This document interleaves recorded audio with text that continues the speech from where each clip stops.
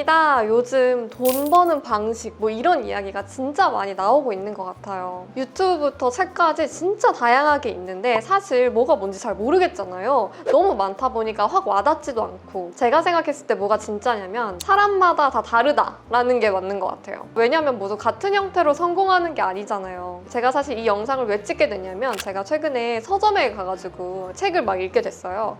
제가 요즘에 책을 좀 돈 이런 관련한 책을 잘 안 보게 됐었거든요. 근데 진짜 오랜만에 돈 관련된 책을 보게 된 거예요. 근데 제가 읽은 이 책이 사실 몇 년 전에 제가 너무 유명한 책이라서 읽어봤지만 그때는 좀 이해도 잘 안 되고 잘 와닿지도 않았어요.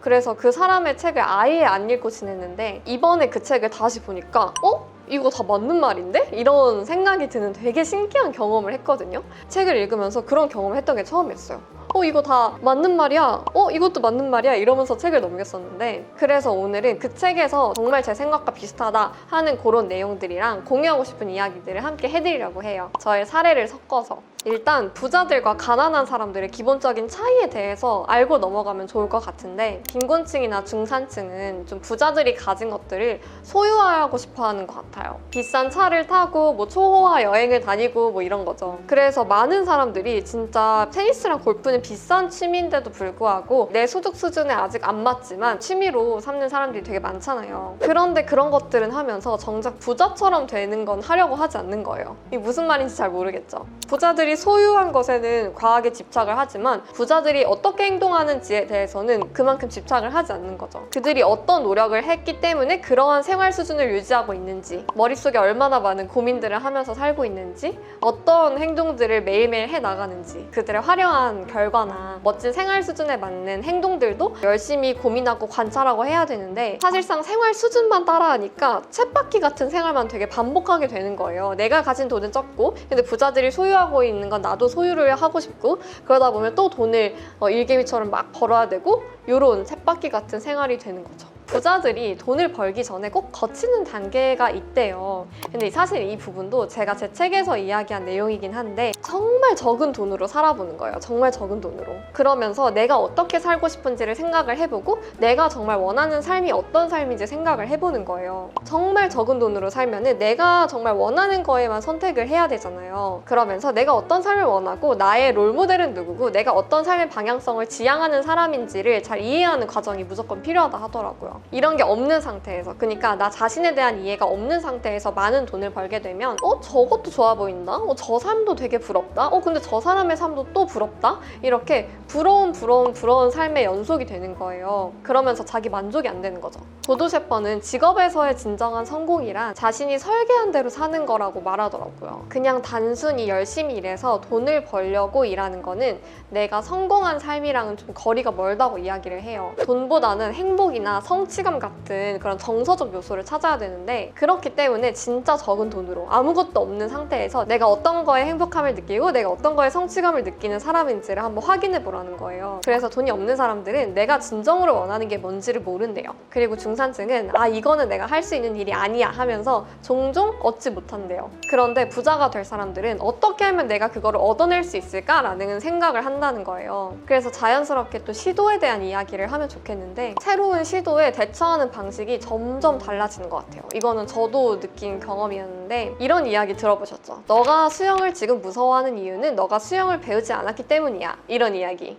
보통 여기 위험한 게 있어요. 그러면 나는 여기를 아예 가지도 않을 거야, 맛도 보지 않을 거야 하면서 멀어지는 사람들, 이렇게 하면서 안정을 찾는 사람들은 오히려 두려움이랑 공포만 마주하게 된다고 하는 거예요. 그러니까 이것도 위험하고 세상에 위험하고 불안한 일들이 굉장히 많은데 나는 여기에서 떨어져 있는 게 안정할 거야 해서 여기에서도 떨어지고 여기에서 떨어지고 여기에서 떨어지고 하니까 길을 걷다가 위험한 것들이나 무서운 것들이 정말 많아지는 거예요. 우리의 삶 속에서. 사람들이 주식이 너무 무섭대요. 부동산 대폭락이래요. 주변에서 폭락이다, 망한다 막 이런 이야기만 더 귀에 들어오니까 아예 뭐 하나 제대로 시도도 안 해보잖아요. 그러면 그 사람한테는 평생 주식과 부동산은 위험하고 무서운 게 되는 거예요. 그리고 나는 그걸 할 줄 모르는 사람이 되는 거죠. 그래서 무서워서 이것저것 시도를 안 해보면 그 사람의 세상이 점점 작아져가지고 열린 마음으로 여기저기 시도해본 사람들보다 이런저런 공포감이 좀 많아지는 거죠. 그래서 아주 사소한 문제인데 그 사람한테는 뭔가 대참사처럼 큰 문제로 다가올 수 있는 거예요. 저도 특히 사업을 하면서 느끼게 된 게 정말 많은 일들이 일어나거든요. 짧은 기간 내에. 그러면서 사람이 되게 초연해지는 것 같아요.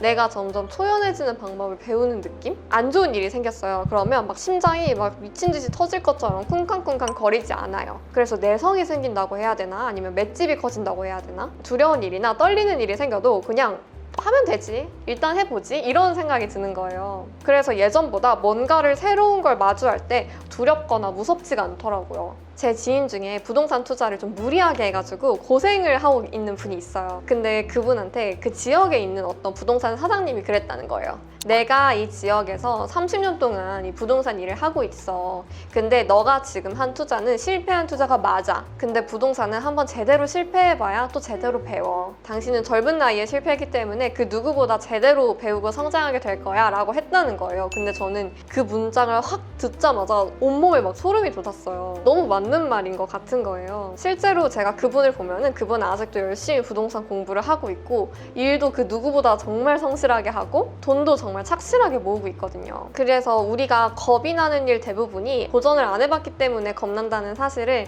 꼭 알고 있었으면 좋겠습니다. 고등학교 2학년 때까지 제 꿈이 뭐였냐면 공무원이었어요.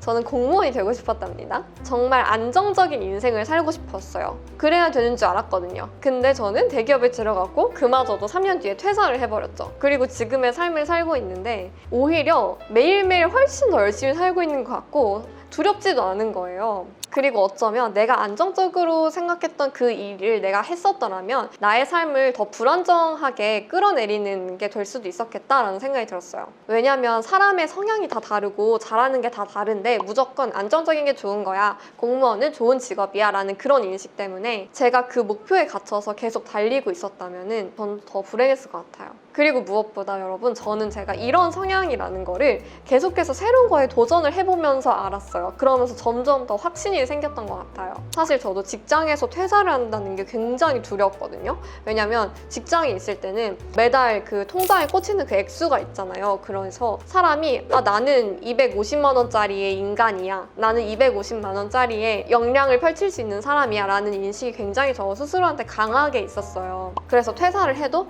250만 원만 벌었으면 좋겠다 이런 마음도 사실 없진 않았는데 퇴사하고 다양한 것들에 도전을 해보니까 그 생각들이 정말 나를 가둬두고 있었던 생각이구나 라는 걸 깨닫게 된 것 같아요. 그래서 이렇게 살다 보니까 앞으로 새로운 게 생겨도 진짜 해보자 이런 생각이 들더라고요. 그런데 그렇다고 해서 프리랜서가 짱이다, 아니면 뭐 기업가가 짱이다 이렇게 이야기하는 건 절대 아니고 직장인이 무조건 별로다라고 이야기하는 것도 아니에요. 끝까지 들어주세요. 보통 막 이런 경제 서적 같은 데 보면은 직장인은 부자 되기 굉장히 힘든 환경이다 이런 이야기가 참 많잖아요. 근데 부의 레버리지 책에서 가장 신기했던 거는 프리랜서도 직장인이랑 같이 묶어서 이야기를 한다는 거예요. 저는 사실 프리랜서 처음에 들어갔을 때 하는 만큼 돈 버니까 되게 좋은 거 아닌가 이런 생각을 했었거든요. 그냥 정확하게 그 숫자적인 액수적인 면에서 집중을 딱 해봤을 때 내가 하는 만큼 많이 벌 수 있으니까 완전 좋지라는 생각을 했었어요. 근데 하는 만큼 돈을 벌 수 있다는 게 문제래요. 일한 만큼 돈을 번다는 거는 일을 하지 않으면 수입도 없다는 말이잖아요. 사실 여러분들도 느끼셨겠지만 프리랜서라고 하면은 굉장히 자유로운 업무 형태 같잖아요. 막 시공간의 제약을 받는 업무도 아니고. 근데 프리랜서가 일이 많아질 경우 직장인들보다 더 얽매인 삶을 살 수도 있다는 거예요. 자신이 하는 업무에 자기가 포로가 되는 거죠. 그래서 내가 커피를 한 잔을 만들었어요. 그럼 이거에 내가 1,500원을 팔았어.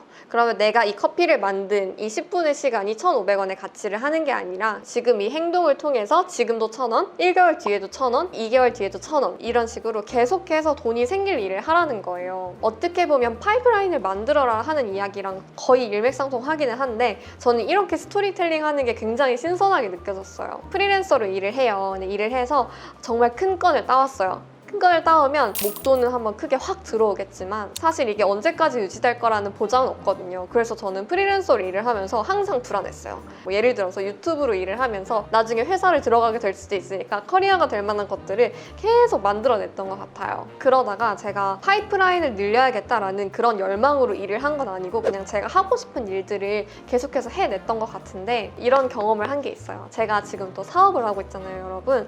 사업을 하다 보면 제가 사업 초기에 초기에는 목돈을 아예 현금으로 많이 떼워야 되는 경우들이 많아요. 사실 처음에는 진짜 많이 사업체에 투입이 되었었는데 그동안은 제가 한 일이 이렇게 저한테 감사함으로 돌아올지 몰랐어요. 근데 돈을 한번 넣어두다 보니까 제가 실질적으로 운영할 수 있는 그런 생활비가 그렇게 많지는 않은 거예요.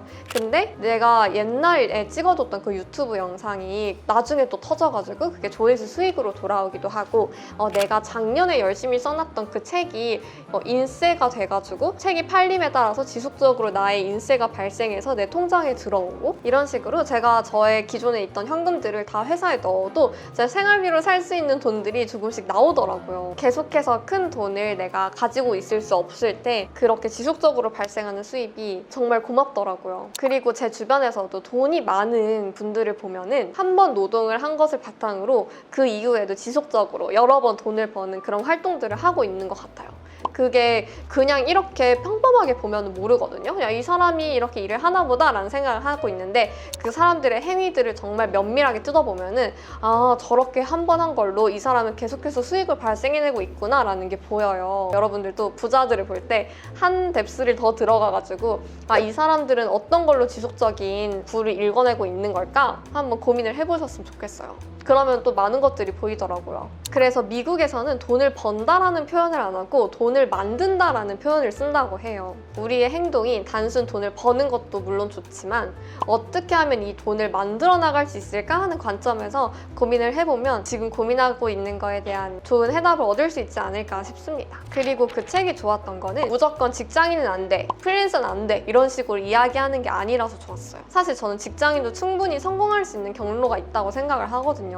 직장인의 장점, 기업가는 사실 주말과 평일 구분 없이 머릿속에서 일이 항상 떠나질 않아요. 그리고 사실 주말에 온전히 쉰다는 것도 거의 불가능한데 직장인은 주말은 완벽하게 보장이 되잖아요. 아예 법적으로 보장이 되잖아요. 그런 점들에서 장점이 있고 대신 이제 급여가 부족한 부분들은 어떤 식으로 보완을 해나가면 좋다라는 것들을 알려주더라고요. 그래서 한번 참고해 보시면 좋을 것 같고요. 마지막으로 그래서 도대체 나한테 맞는 일이 뭔지 모르겠어 하시는 분들이 계실 텐데 그런 분들이 한번 해보면 좋겠는 게 있어요. 뭐냐면 종이나 아이패드를 준비하시면 되는데 원을 3개를 그려요. 그리고 원 하나하나 안에다가 내가 재미있어 하는 거를 적어보는 거예요. 여행을 좋아하고 창작 활동을 좋아하고 공부하는 걸 좋아하는 분들은 저자나 강연가가 될 수도 있겠죠. 내가 재미있어 하는 거 3개를 찾아서 그 교집합, 그 재미있는 것들을 다 느낄 수 있는 직업을 한번 찾아보는 거예요. 그걸 하나 남겨두고 또 똑같이 원을 3개 그려요. 그 다음에 내가 갖고 있는 역량을 하나씩 적어보는 거예요. 그 다음에 그 역량의 교집합, 역량을 잘 활용할 수 있는 직업을 또 선택을 해보는 거예요. 그래서 그 2개를 대조해서 고민을 한번 해봐라 라는 건데